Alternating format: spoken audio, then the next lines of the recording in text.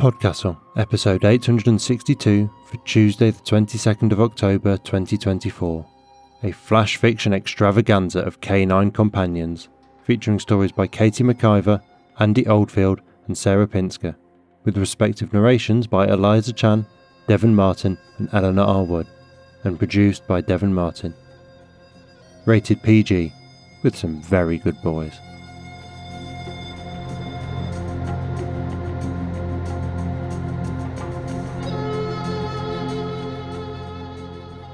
Good morning, good day, good afternoon and good evening, and welcome to PodCastle, the flying castle of fantasy fiction. I'm your host, Matt Dovey, and I am delighted to present a trio of stories for your enjoyment today with many very good boys. Who's a good boy? Yes you are, yes you are. And lest you be a cat person most deeply wounded by our devotion to dogs today, forget ye not our fifth podcast, the mercurial Catscast that deigns to grace us with its presence but once a month before scratching to be let outside again to roam free and cause mischief.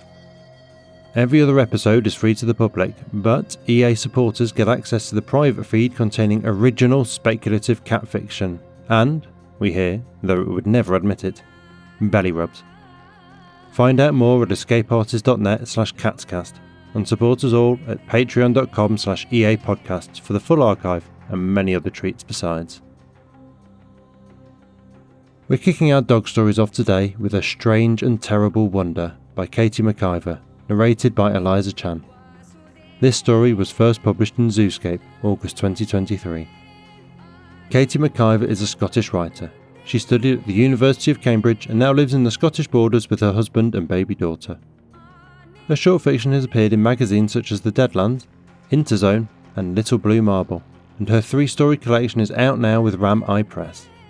You can find her on Twitter at _McKatie_ or on her website at katiemciver.com. Eliza Chan is a writer and occasional narrator of speculative fiction. She has narrated for most of the Escape Artist podcasts over the years, but it still amuses her endlessly that people find her Scottish accent soothing. Her #1 Sunday Times best-selling debut novel Fathom Folk, inspired by mythology, multicultural Asian cities and diaspora feels, was published by Orbit in February 2024. She has been a medical school dropout, a kilt shop assistant, an English teacher and a speech and language therapist, but currently spends her time tabletop gaming, cosplaying, crafting and toddler wrangling. Find her on Instagram at Eliza Chan Writes or on her website elizachan.co.uk. And now pay attention, for our tale is about to begin, and it's a very special day today, a reward for some very good dogs.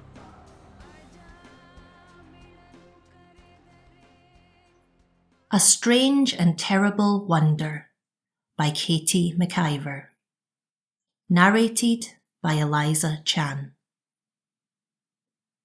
The dog bus makes its rounds once a year through the lands of myth. Starting in the north, in the early morning, so early it's barely yet light, the bus rolls up to a middle-of-nowhere sign by the roadside. In the misty grey dawn, in the shadow of the hill which mounts into blackness above, the cushy is waiting. Its haunches twitch on the wet grass. As the bus approaches, the cushy emits 3 sharp, haunting barks, which for miles around cause children to wake from their sleep and huddle in their blankets, sheltering their heads beneath the safety of pillows. The door wheezes open. Onto the first step comes the cushy's pause. The smell of stagnant water precedes it. Up close, the dog's fur is a dark, bog-like green, the colours of the endless moor. Its eyes burn with a spectral gleam. The driver nods hello, and with a whine, the cushy bumps its nose up into his hand. Its claws click on the vinyl as it makes its way down the aisle. The bus drives on. Headlights smothered by the moorland fog, it creeps south.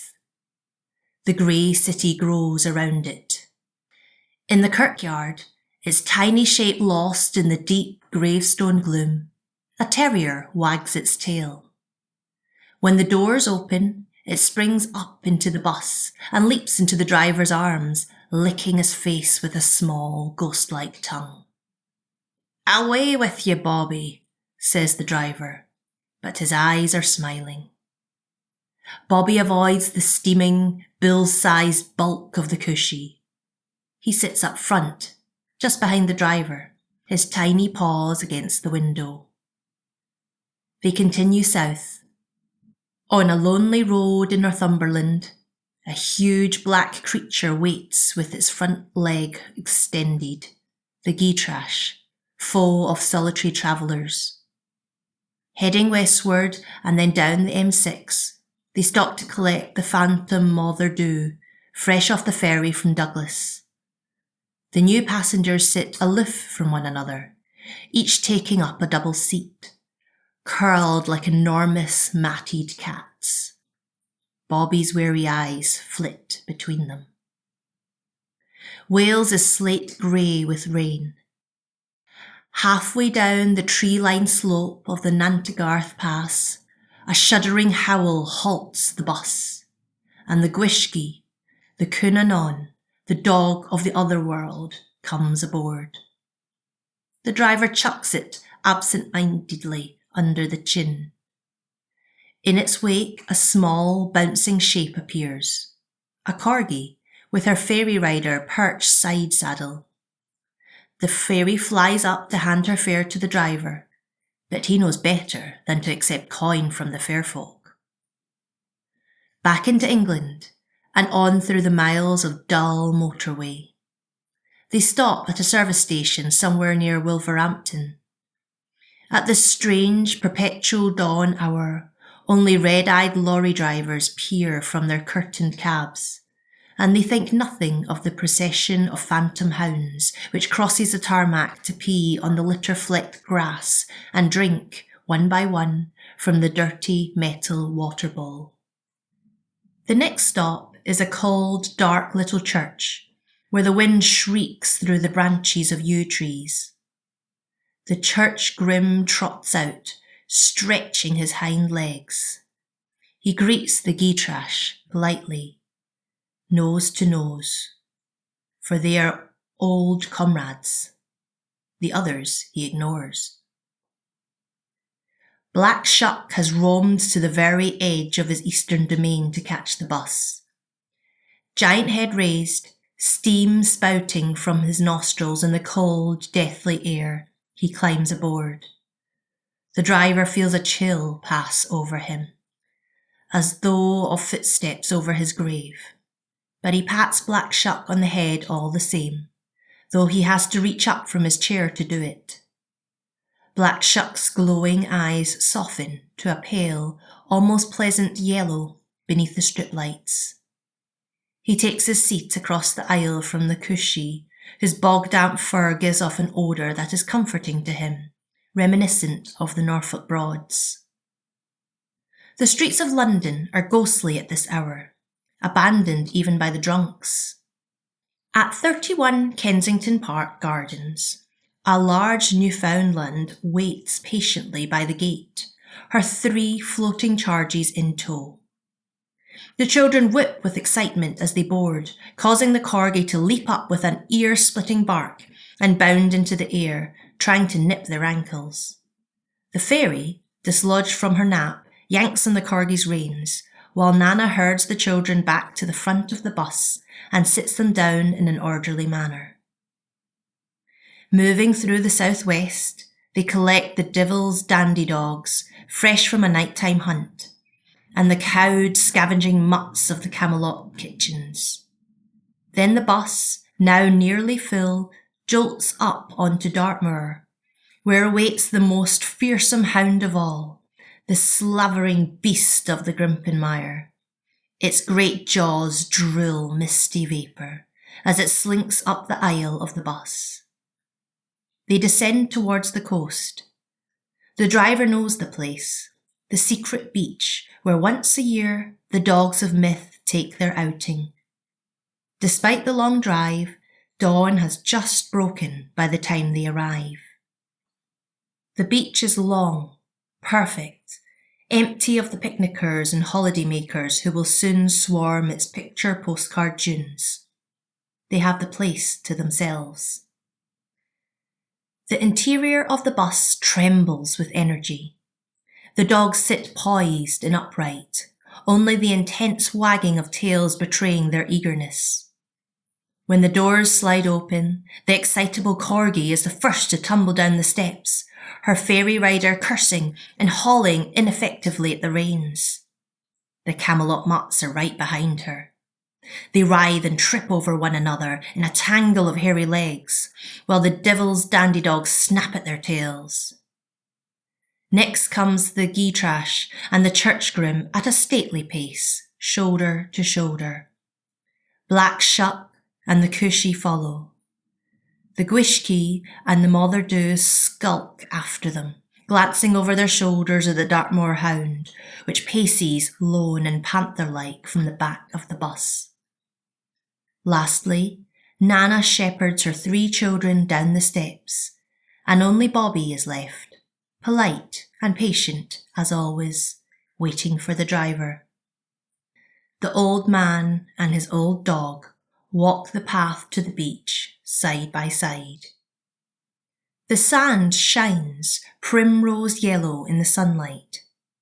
Deep clawed prints race to the shore, where a cacophony of splashing, leaping and barking unfolds in the shallows.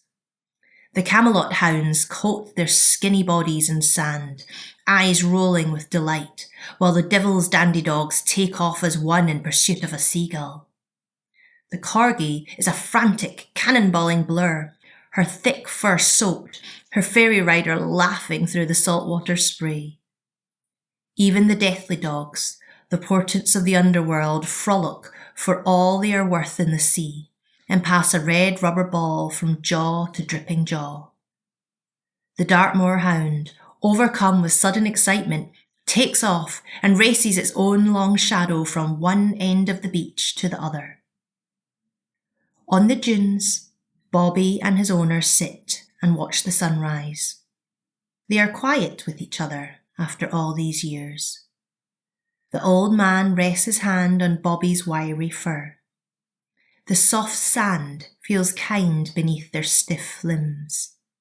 A little way below them, her tongue lolling contentedly, Nana oversees the construction of a sandcastle. The sun begins to lift into the sky as the day draws on and the shadows shorten.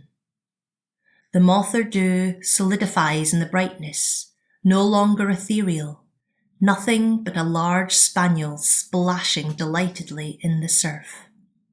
Black Shuck, with his wolfish fur slicked into spikes, could be any oversized black dog. The Gwishki, any capering mastiff. Even the Cushy, although the height of a horse and the colour of submerged moss, might be mistaken for a family pet as it barks and frisks in the wet sand. Duties forgotten, for this one day of the year they are free. As the holidaymakers begin to appear over the crest of the dunes, the bus driver whistles to his pack. One after another, the dogs of legend shake water from their coats and trot up the beach towards him, panting and laughing. The corgi plants sopping paws on the driver's knee, and the Dartmoor hound, in a fit of exuberance, surges up to lick his weathered cheek. But to old Bobby, who waited for 14 years by a grave in Greyfriars Kirkyard, the scene is already a dream. He lies fast asleep and smiling in his master's arms, as the mythical pack piles back onto the bus.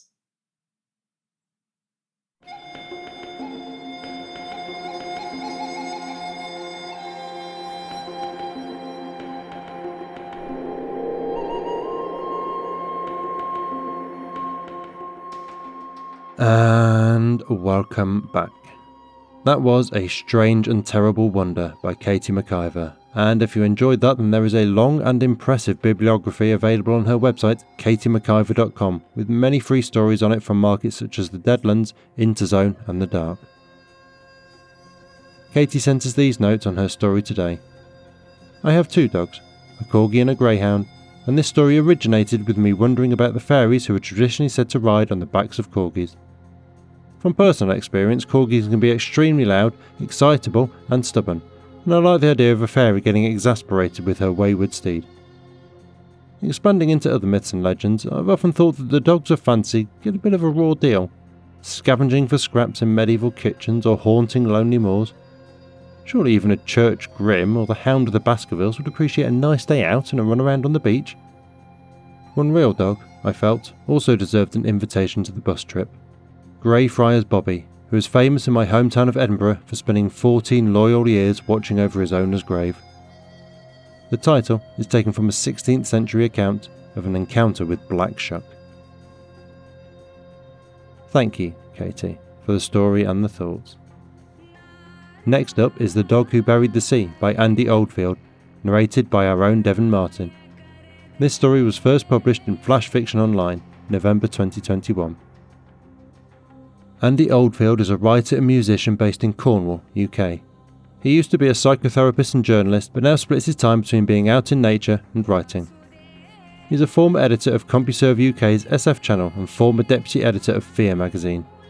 His fiction has appeared in the likes of newmyths.com, winner of Reader's Choice Award 2018, Flash Fiction Online, Flashquake, HMS Beagle, Interzone and Thaumatrope. Devin Martin is a colony of uncooperative cells who produces audio, occasionally narrates fiction, and sometimes even writes.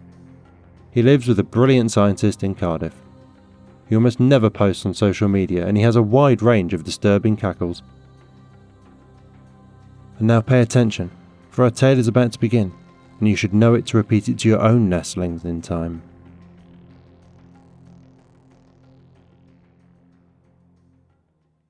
The Dog Who Buried the Sea by Andy Oldfield.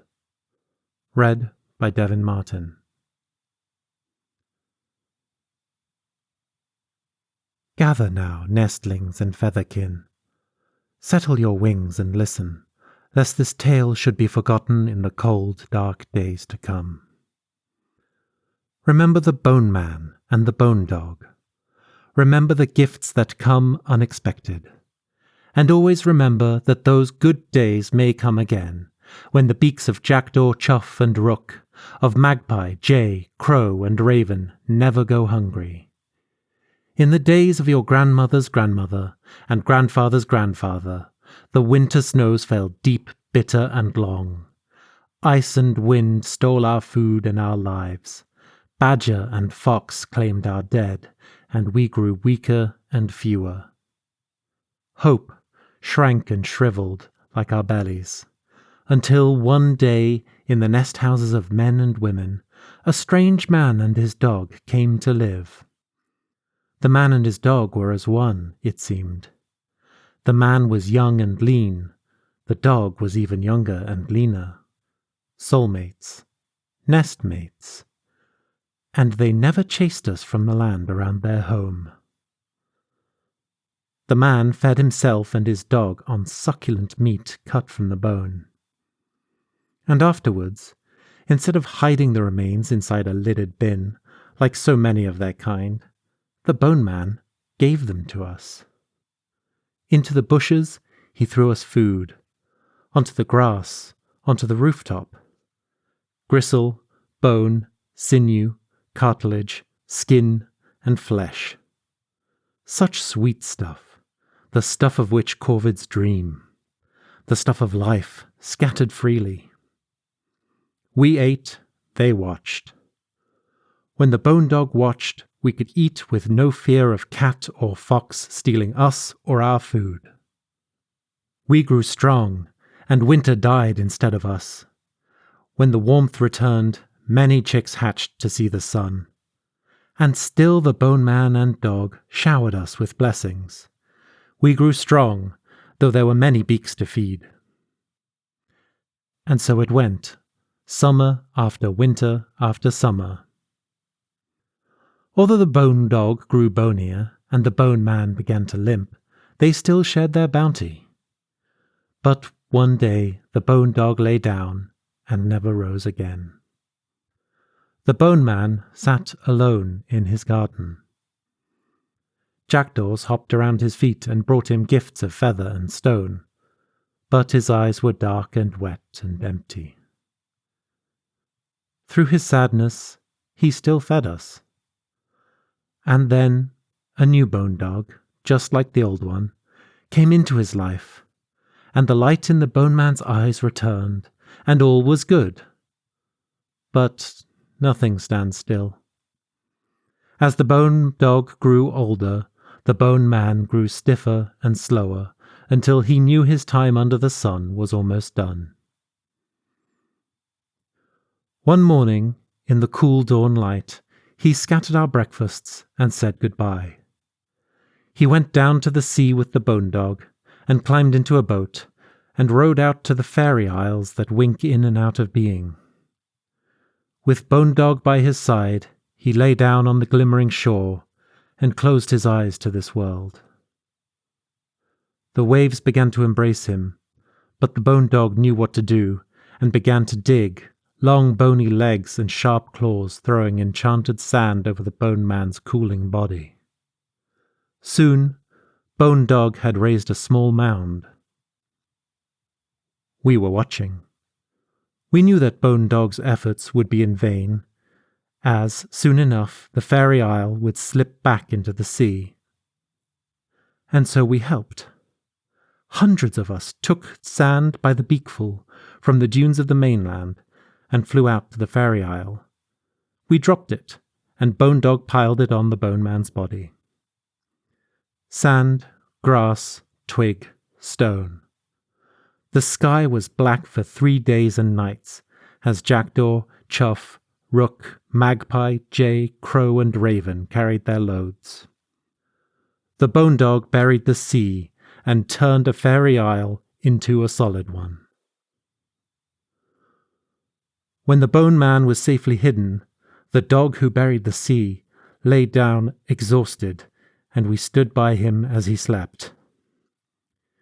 He dreamt happy dreams of when the Bone Man and Bone Dog were young. We joined his dreams with our own. Good dreams for good times. The Bone Dog woke and knew there was one last task. He looked at us and we nodded. He began to dig one more time, a Bone Dog-sized tunnel into the heart of the island where the Bone Man lay. And as the Bone Dog disappeared from this world, we filled in the tunnel so he and the Bone Man could rest, safe together forever. Remember, fledglings, things come and they go, round in circles. Rain, shine, wind, snow. Light and dark, egg and bone. One day, when we need them the most, the Bone Man and the Bone Dog will return. Keep watching. From roof and tree, from chimney and bush, from rock and aerial, from forest and field, from cliff and dune. Keep your eyes and hearts sharp. Be ready to rejoice anew when the Bone Man and Bone Dog wake and cast their offerings to the sky.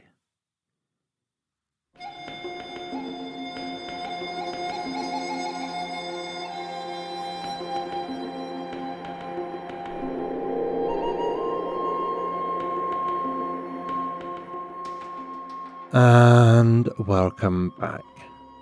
That was The Dog Who Buried the Sea by Andy Oldfield, and if you enjoyed that, then he has a couple of short story collections for you, Torn Between the Dark and Light and Cornwall Dreaming, with details for both on his website at surfingjackdaw.com, along with the links to some freely available shorts online. Andy said this about his story with us. The story came out of a collision between my abiding fascination with mythopoeic fiction and my experiences of feeding the corvids in my garden with peanuts and leftover bones for my whippet's food bowl. The title arrived out of the blue one day and set the mythic tone for me to think about composing the story. The story itself arrived in 2 main chunks, initially with narrative bird voices like a sort of Greek chorus drawing me into the corvid world, and then a daydream about fairy isles out at sea and the possibilities for connection and cooperation between mortal man and the other animals he shares the planet with. Thank you Andy. And now we close our episode out with What Wags the World by Sarah Pinsker, narrated by Gloria's co-editor Eleanor R. Wood. This story was first published in the much-missed Daily Science Fiction, November 2015. Sarah Pinsker is the Hugo, Nebula and Philip K. Dick Award-winning author of A Song for a New Day, We Are Satellites, Sooner or Later Everything Falls into the Sea, Lost Places, and over 60 works of short fiction. Her novella, Haunt Sweet Home, was published by Tor.com in September 2024. She is also a singer-songwriter with 4 albums on various independent labels. She lives in Baltimore, Maryland, with her wife and 2 weird dogs. Eleanor R. Wood lives by the sea in a rambling Victorian house filled with books, plants and aquariums. She has 2 dogs, 0 cats and never enough licorice. Her stories have appeared in dozens of venues, including Galaxy's Edge, Nature Futures, Fireside, the Best of British Fantasy 2019 and Best of British Science Fiction 2020.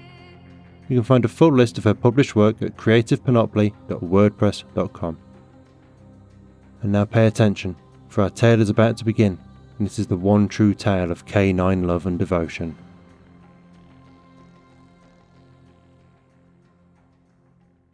What Wags the World by Sarah Pinsker. Read by Eleanor R. Wood. They have him mislabeled as mixed breed at the shelter, but you recognise him for what he is. More importantly, he recognises you. The other dogs are doing tricks and throwing themselves at the people walking past. They're begging for attention. He hangs back, waiting, but when you pass his enclosure, he gets up to leave as if it's already decided. He's too arthritic to jump into your car, so you lift him. He sits on the back seat and braces against the movement. You open the window part way, since there's no danger of him jumping out. He leans his head on the sill and breathes deeply, taking in the smells. At home, you count his fatty tumours, feed him supplements for his joints. He leans his white head against your leg.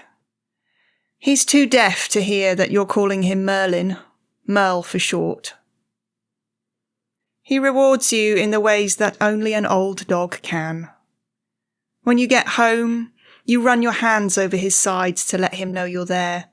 He lifts his head from his bed, then sighs and lowers it again, his tail thumping a gentle welcome. He sleeps on your feet while you watch television, his soft snores a reassurance. He's with you for a year before you're sure you're right about him. The tumours shrink to the size of pebbles, then they're gone overnight. The cataracts disappear a few months later. One day, when you say his name, he turns his head to the sound of your voice. You start to take long walks together, then longer.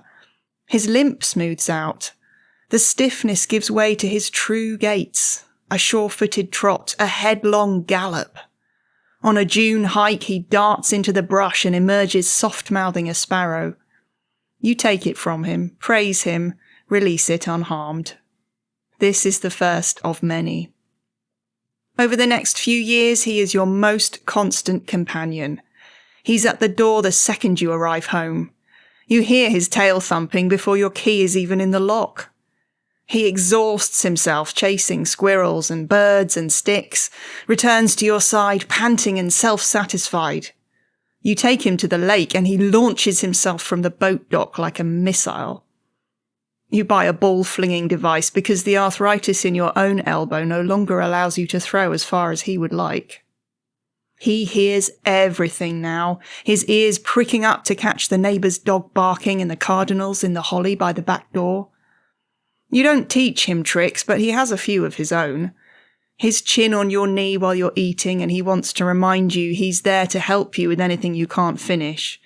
The unstealthy belly crawl from across the room that never ceases to cheer you when you're feeling down. 12 years after you adopted him, he begins to lose mass. His paws look larger in proportion to his body. He gets leaner and leaner until he is all angles, all legs and ears and eyes and smile. He loses track of his limbs when he runs, skids out on corners, slides into walls, all with joyous abandon. Awake, he's a coiled spring, an embodiment of potential energy. His appetite and curiosity are boundless. He sniffs old friends as if meeting them for the first time. He rediscovers smells and tastes and sounds he has known for years. He gets smaller, softer. He craves contact. When you sit on the floor, he climbs into your lap and nips at your ears and fingers, then curls into a ball and falls asleep there. He sleeps more than he has for years. You don't mind. You appreciate naps more than you used to. In his final weeks, you bottle feed him. His eyes squeeze shut and stay that way.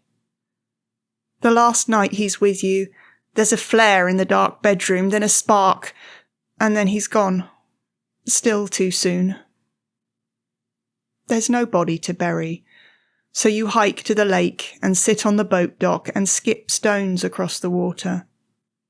You will them back to your hand, but it doesn't work that way for you.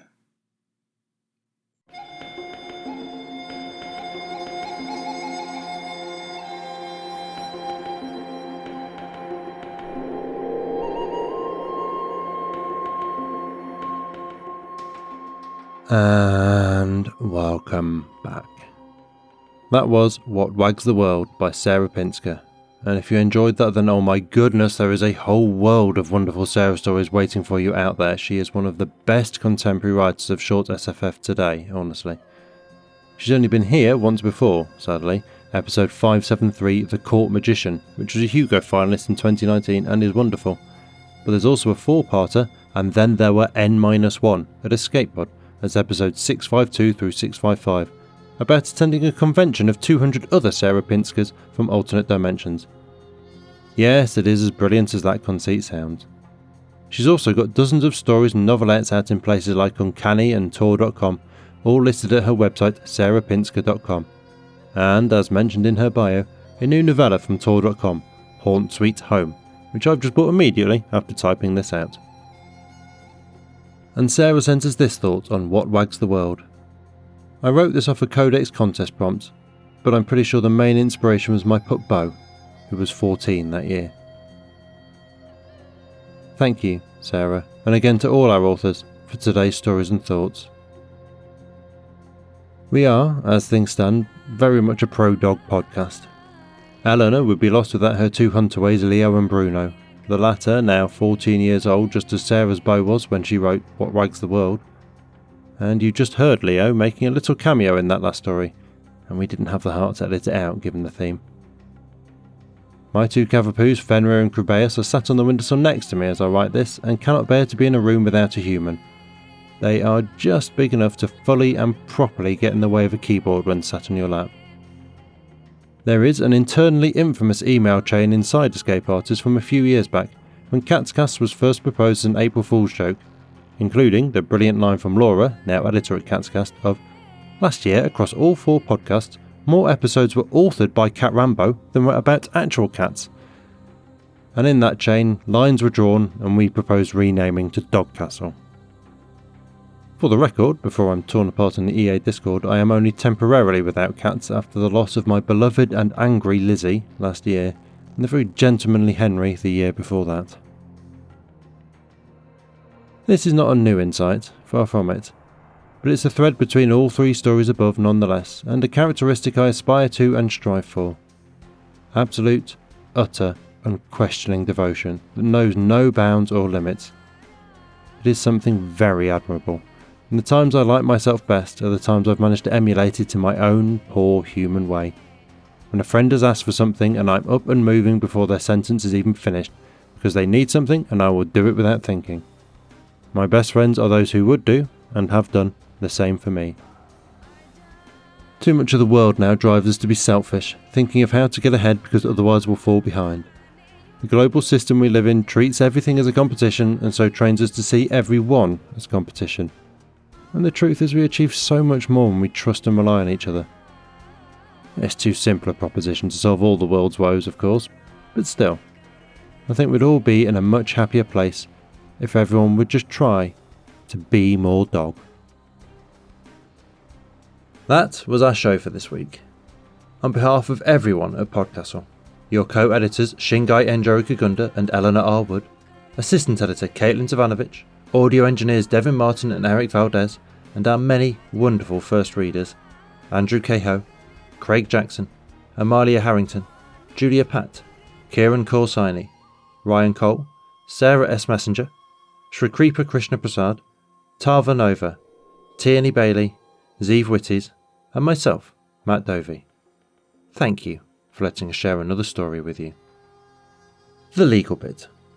PodCastle is part of the Escape Artists Foundation, a 501c3 non-profit, and this episode is distributed under the Creative Commons Attribution Non-Commercial No Derivatives 4.0 international license. That means you can share it, and please do, but you cannot sell it and you cannot change it. If you want specifics, check creativecommons.org. Our music is by Shiva in Exile. Everything we do on PodCastle is 100% donor funded, and if you'd like to support what we and the rest of EA do, please join us on our Patreon at patreon.com/EApodcast. Prefer another method? There's details for supporting us via Twitch, Amazon Prime, Ko-fi and PayPal on escapeartist.net. We'll be back next Tuesday with another fantastic tale. In the meantime, you might care to check out our sister podcasts, Escape Pod for science fiction, Pseudopod for horror, Cast of Wonders for YA speculative fiction, and Catscast for speculative cat stories. If your heart belongs to us though, we'll see you next week. Be safe and be kind.